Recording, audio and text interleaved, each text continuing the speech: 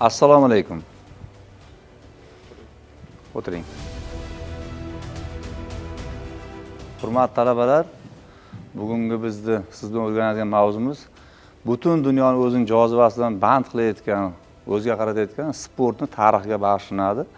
Bugun biz sizlar bilan o'zimizning O'zbekiston, qadimgi O'zbekiston hududidagi milliy sport turlarining rivojlanishi haqida gaplashamiz. O'zbekiston hududi barchangizga ma'lum jahon sivilizatsiyasida katta o'rin tutgan hududlardan biri. Chunki Buyuk Ipak yo'li, shu bilan Sardoba suv yig'iladigan joylarini o'zi bizda bu hududni tarixi uzoq ekanini bildiradi. Arxeologik qazilmalarda Selang'ur, Teshiktosh, Afrosiyob, Dalvorzin tepa degan eng qadimgi joylarda nafaqat tarixni ko'rsatuvchi narsalar emas, unga sport bilan tarixdan yoki jismoniy mashg'ulot bilan tarixdan bu joyda yashab o'tgan avlodni chambarchas bog'liq ekanligi haqida qazilmalar o'zi aytib turibdi. Masalan, o'sha Dalvorzin tepada yoki o'sha Teshiktoshda topilgan rasmlarda yoki o'sha g'orlardagi chizmalarda ot mingan, nayza uloqtirayotgan yoki kurash tushayotgan ayrim shunaqa tasvirlar paydo bo'lgan, bor bo'lgan. Qadimda ajdodlarimiz mehnat, ovchilik, harbiy jarayonlarga bog'liq jismoniy mashg'ulotlar bilan doimo shug'ullanib kelishgan. Bu bilasiz, agar jismoniy tarbiya tarixini, umuman harakatlar tarixiga nazar solsak, buni asosiy sababi ov hisoblanadi. Qadimda bizda asosan hayot kechirishning asosiy manbai ov bo'lgan. Buni tarixdan hammangiz o'qigansiz. Ov uchun albatta jasur, baquvvat, epchil bo'lgan kishilar o'sha qabilalarga zarur edi. Bu narsa bularda asta-asta jismoniy tarbiya sport elementlarini, milliy o'yinlarning elementlarining paydo bo'lishiga asos bo'lib keldi. Arxeologik ma'lumotlarga ko'ra, miloddan avvalgi neolit davrida, undan 8000-10 ming yil oldin, O'rta Osiyo hududida yashagan qabilalar turmushida ovchilik, hayvonlarni qo'lga o'rgatish, qurol yasash kabi odatlar shakllangan edi. Bu faoliyat jarayonlarida tezkorlik, chaqqonlik, chidamlilik, kuch kabi sifatlar bo'lg'us avlodlarga o'rgatib kelingan. Chunki bugungi kunda ham ayrim rivojlanmagan, sivilizatsiyadan orqaga qolgan qabilalar tarix, hozirgi yashash sharoitini ko'rsangiz, ovchilik o'zini xususiyatini hech qachon hech qayerda yo'qotmagan. Bu barchangizga ma'lum.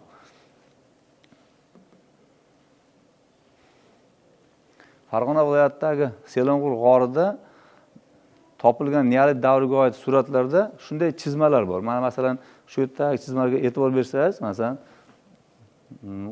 bolg'a yoki bolta ushlab turgan kishi yoki yugurayotgan, qanday jihozga minmoqchi bo'lgan, shunaqa tasvirlar keltirilgan toshlar yoki g'orlardagi chizmalar bor. Bu bizning hududimiz, mana shu biz o'zimiz yashab turayotgan hududda asosan yuqori zonadagi mana bu Yangiobod tumani Sarmish qishlog'ida g'orlarda ham olib borilgan. Bu yerdagi g'orlarda ham kurash tushayotgan, ot minayotgan yoki nayza otayotgan kishilarning suratlari aks etgan qadimiy chizmalar yoki qadimiy qazilmalardagi tasvirlar olimlar tomonidan o'rganib chiqilgan. Miloddan avvalgi 1-mingyilliklarda Turon va So'g'diyona hududlarida ilk davlatchilik yuzaga kelib boshladi. Davlatchilik yuzaga kelishining birinchi shu katta sabablardan biri turli xil janglar, ularda paydo bo'lgan kichik qabilalar birlashtirish bo'ladi. Shu davrda paydo bo'lgan o'sha jismoniy harakatlar asosan janglarni yaxshi tashkil qilishga qaratilgan edi.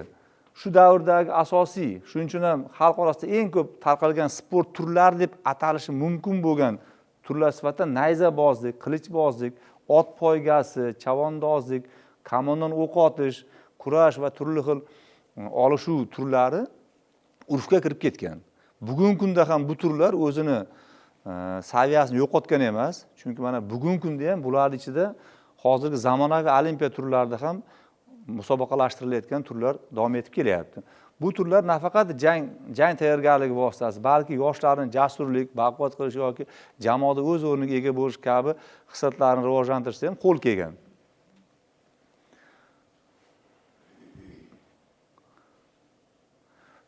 Mana bilamiz, jismoniy tarbiyat tarixi asosan greklarga borib taqaladi. Lekin o'sha davrda hammaga ma'lum, yer yuzining juda ko'p qatlamlarda insonlar yashab o'tgan. Endi bularda Yunonlarda saqlanib qolishining sababi hammamiz tarixdan yaxshi bilasiz, ular yuqori madaniyatni cho'qqisini ancha boshqa davrdagi o'sha davrda yashaganlardan ko'ra ilgariroq his qilganlar, his qila olishgan. Chunki ularni masalan 2000 yillik, 2500 yillik tarixidagi rasmlarga nazar solsangiz ham jismonan shug'ullangan insonlar gavdalari chizilgan, o'sha gavdalantirilgan o'sha tasvirlarda. Shuning uchun ham ularda ko'proq jismoniy tarbiyat tarixi ularga bog'lanadi. Lekin o'sha davrlarda ham mana bizni hozirgi yashab o'tgan hududlarimizdagi saklar, massagetlar, suxtlar va bog'tarlarda ham jismoniy mashqlarga oid bo'lgan harakatlar yo'q bo'lgan deb bo'lmaydi. Bu to'g'ri emas. Chunki qabilalar orasida turli xil musobaqalar, to'ylarda ham turli xil o'zimizni bayramlarimizda ham, milliy bayramlarimizda ham o'tkazib borilgan.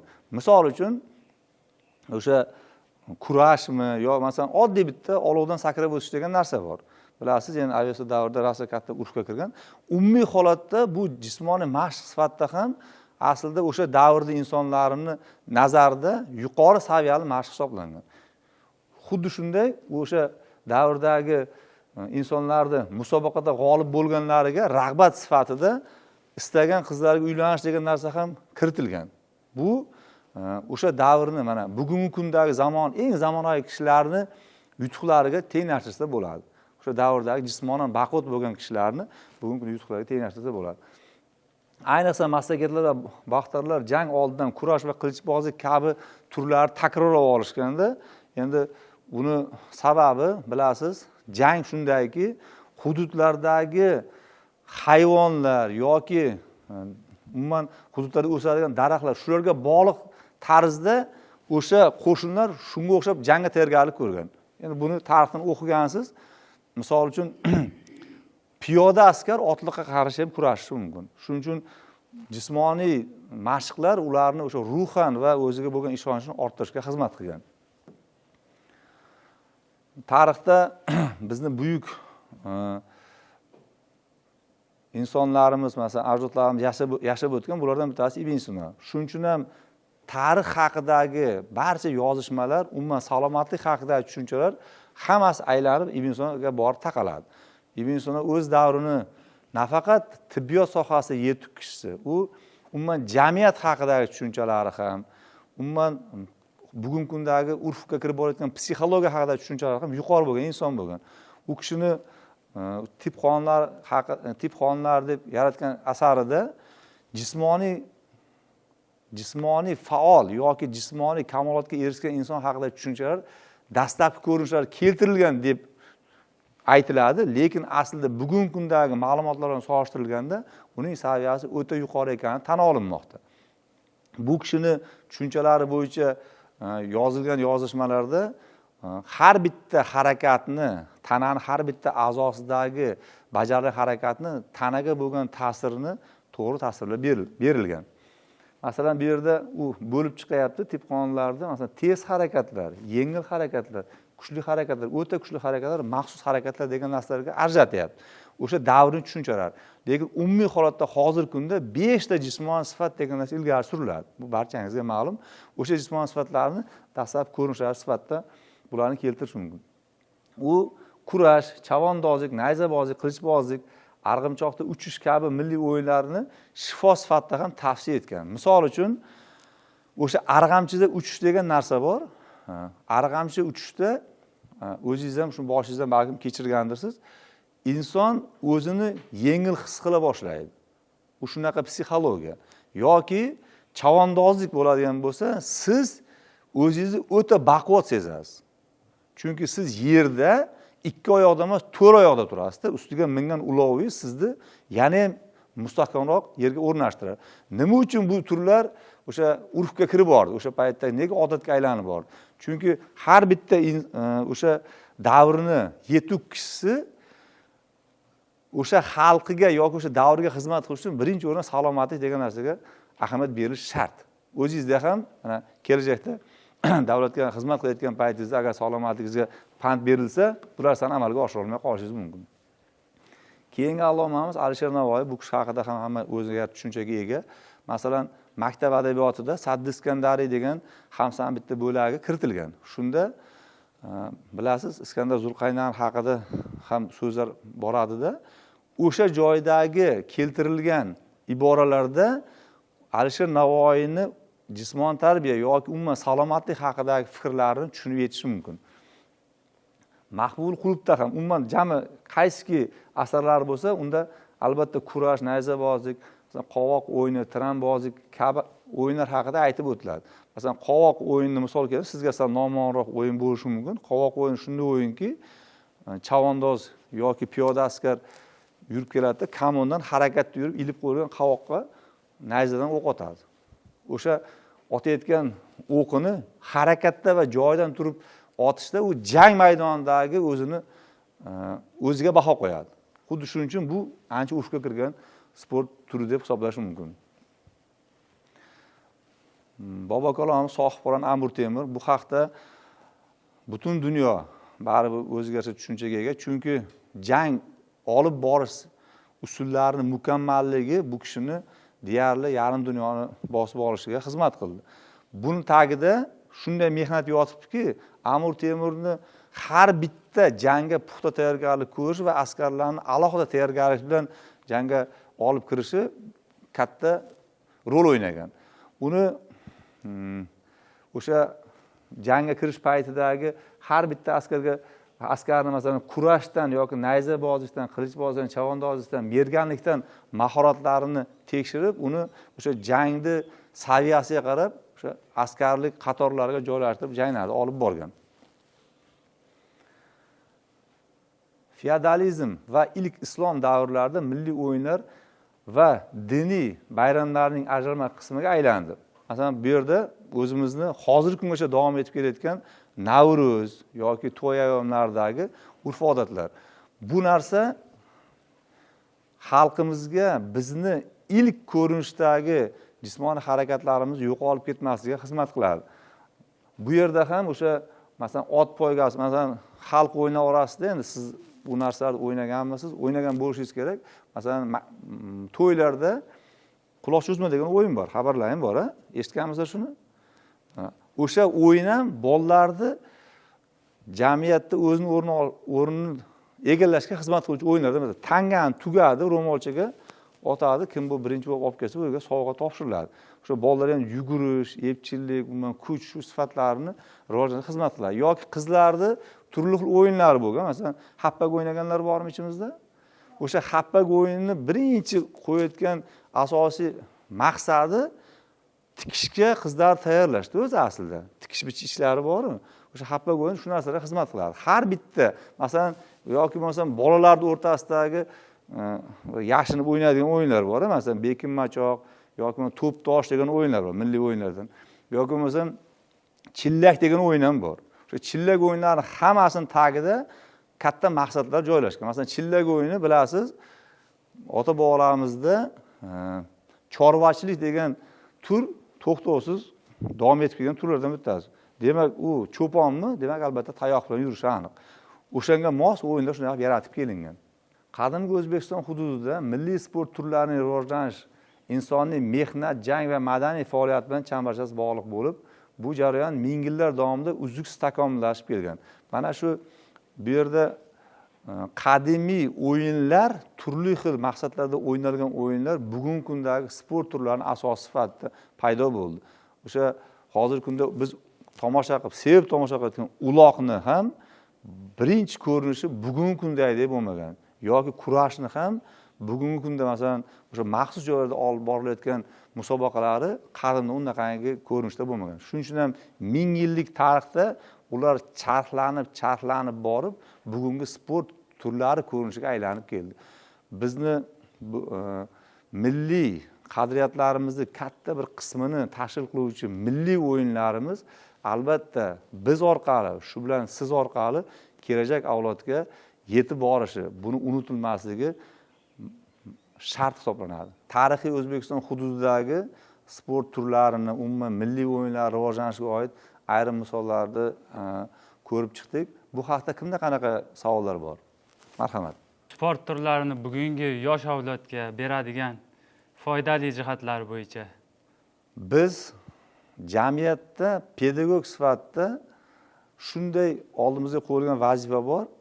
Agar uni bitta qismi yangi bilimlar bilan qurollantirish bo'lsa, uni yana bitta ajralmas qismi tariximizni unutmaslik, tarixiy merosimizni avloddan avlodga o'tkazib borish. Agar biz bu o'yinlarni hozirgi kundagi farzandlarimizga o'ynatib yoki ularni o'sha haqida tushunchalarni rivojlantirib borsak, demak ular bizdan keyingi avlodga yetkazilishiga hissa qo'shgan bo'lamiz. Yana kimda savollar bor? Meni savolim shundaki, mana hozir O'zbekistonda Angliya futboli juda ham keng rivojlangan va unga targ'ibot ham kuchli. Nima uchun Angliya futboli keng rivojlanganda Amerika futbolidagi musobaqalar biz deyarli ko'rmaymiz? Tushunarli. Angliya o'z nomi bilan o'sha Amerikaning rivojlanishiga ham katta hissa qo'shgan davlatlardan biri. Biz Angliya futbolini Amerika futbolida ko'rayotganimiz yo'q. Chunki millionlar o'yini bu Angliya futbolida. Yoki boks ham o'sha anglichalar o'ylab topgan sport turidan bittasi. Agar biz hozir Amerika futbolining targ'ibotini amalga oshiradigan bo'lsak, unga qiziquvchilar sonini paydo qilganimizcha biz ko'p narsa yo'qotib qo'yishimiz mumkin. Chunki mahallalarda, mana bugungi kunda prezidentimiz tashabbusi bilan yo'lga qo'yilgan mana mahalla yettiligining katta bitta vazifasidan bittasi o'sha mahallada o'tkaziladigan futbol musobaqalari. Mana hammangiz o'sha ma'lum bir mahallalarda istiqomat qilasiz. Masalan, o'sha qurilayotgan 20 ga 40 bo'lgan maydonlar bizni Amerika futboliga xizmat qila olmaydi. U Angliya futboliga xizmat qiladi. Chunki dunyo aholisining ham juda katta qismi Angliya futboli ishqibozi. Biz katta ishqibozlik turgan joyda bu narsa bo'lmayapti deb hisoblash mumkin emas. Bu narsa bo'layapti. Amerika futboli ham ma'lum bir darajada o'zining qiziquvchilariga ega, o'zining auditoriyasiga ega. U bo'yicha mashg'ulotlar olib borayotgan murabbiylar ham bor. Ma'lum bir musobaqalarga qatnashayotgan jamoalar ham bor. Yana savollar bormi? Marhamat. Hozirda xalqimiz 100% bo'lib o'tgan bo'lsa, 50% sportga qiziqadi, 50% qiziqmaydi. 50% boshqa narsaga qiziqadi. O'shani 100% darajaga olib borish uchun qanday tashkiliy ishlar olib borishimiz mumkin? Shu haqida ma'lumot bersangiz. Tushunarli. Jismoniy tarbiya va sportda shunday tushunchalar bor. Jismoniy tarbiya bor, jismoniy madaniyat bor va jismoniy barkamollik bor. Agar biz har kuni yoki kunora ertalab turib 15 minut umrimizni jismoniy mashqlarga bag'ishlasak, biz jismoniy madaniyatga erishgan inson hisoblanamiz. Agar biz haftada 3 marta ma'lum mashg'ulotda qatnashib, sport musobaqalarida ishtirok etsak, jismoniy barkamol insonga aylangan bo'lamiz. Jamiyatimizda ayrim shunaqa kamchiliklar bor. U oilalarda jismoniy madaniyat tushunchasi o'sha darajaga chiqqan emas. Bizning tushunchamiz bo'yicha jismoniy tarbiya, umuman jismoniy mashg'ulotlar saviyasi boshqa narsalardan past turadi deb hisoblanadi. Vaholanki salomatlik degan tushuncha joyida bo'lmasa, boshqa hech qanaqa masalalar hal bo'lish mumkin emas. Mana masalan hozir mana auditoriyamiz mana kimdir mazasi qochayotgan bo'lsa, salomatligi puturayotgan bo'lsa, u men agar qanday qilib bir oyda 1 million dollar ishlash haqida gapirsam ham foydasi yo'q, o'tira olmaydi bu yerda. Chunki salomatlik birinchi o'rinda turadi. Jamiyatimizdagi boyagi jismoniy madaniyat degan narsani rivojlantirish, o'shani ilgari surish, targ'ibotini kuchaytirish faqat endi bizning qo'limizda. O'sha narsa biz o'ylagan foizga yetib borsa, siz aytgan savolga javob paydo bo'lishi aniq. Yana savollar bormi? Demak, savollar bo'lmasa darsimizga yakun yasaymiz. E'tiboringiz uchun rahmat. Salomat bo'ling.